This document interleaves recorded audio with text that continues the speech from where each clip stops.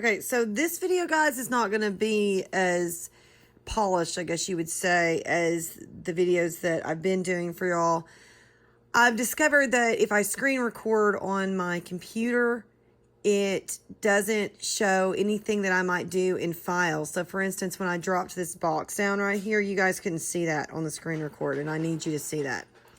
Anyway, now that I've explained kind of the strangeness of this video, let's just get right into it. In this video, I am going to be showing you guys how to set up your paper in order to type your works cited stuff and your essay for Fahrenheit 451, and really all essays from this point forward.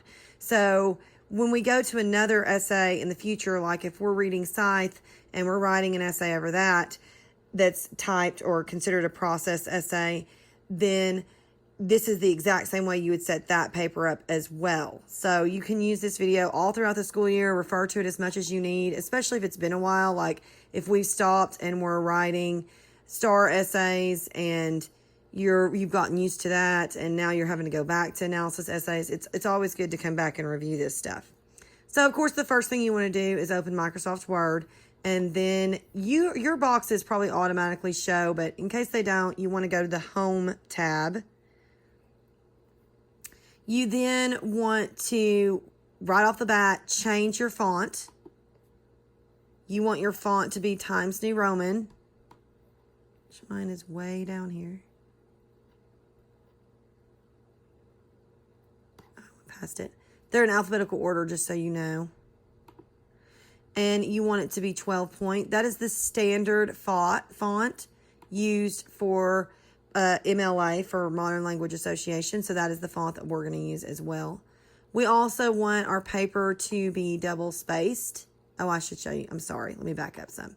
So like I said, in the Home tab, once again, you're going to go right over here to where it says Paragraph, and click this tiny little arrow.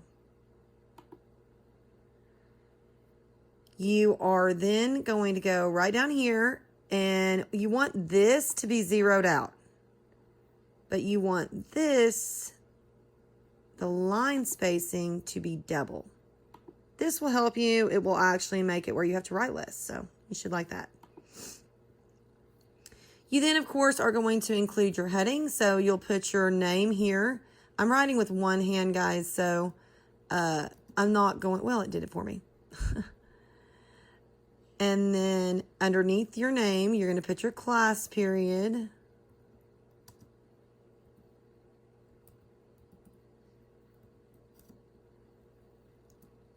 Underneath your class period, you're going to put the date. Oh, sorry about that. Like I said, I'm writing with one hand. And then you're going to double space, or you're going to hit enter one time. That's it. And you're going to go back to Home. And you are going to hit center. Now you will put the title of your paper. You want your title to be original. Don't just put essay or 451 essay. You can do that if you want, but in upper level writing, especially in literature and in anything that you would publish in regards to college writing, they have original titles. So you want your title to be original, especially if you want the full 10 points for the process essay rubric, which we'll be going over this week. So you definitely want an original title. You then hit enter one time. If you add in extra spacing, guys, I'm going to note you on it. Like when I grade you, I'm going to be like, no, you added in extra spacing there. So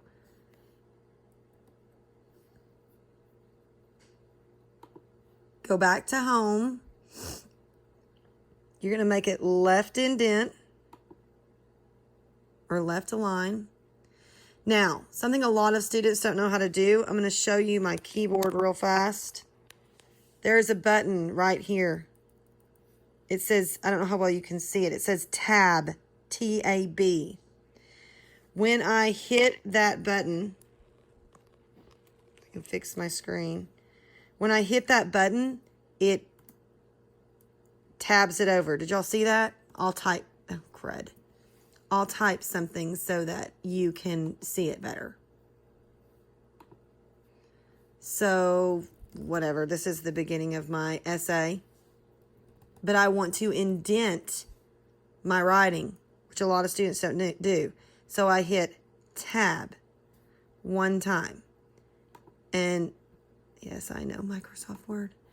And this makes it so that when it goes to the next line. Oh, I didn't think about that. It's all one word. Sorry, guys.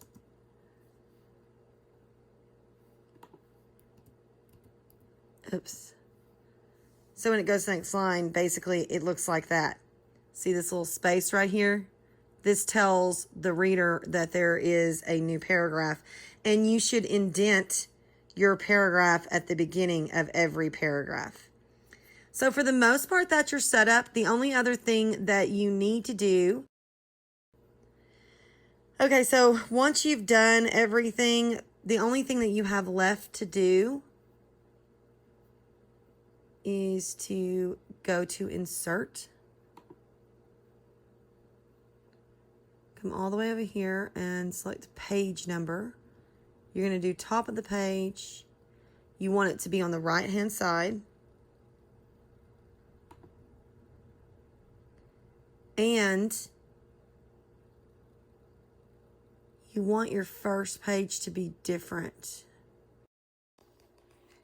Okay, so now that I've inserted the header, I do want to fix an issue with it. I don't want this number 1 showing up on the first page. I've inserted my page number, so I hit return several times, or the enter key, I'm sorry, several times in order to get my second page to go ahead and show up and get that header to show up.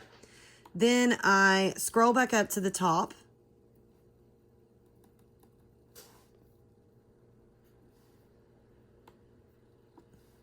And I double click on my header.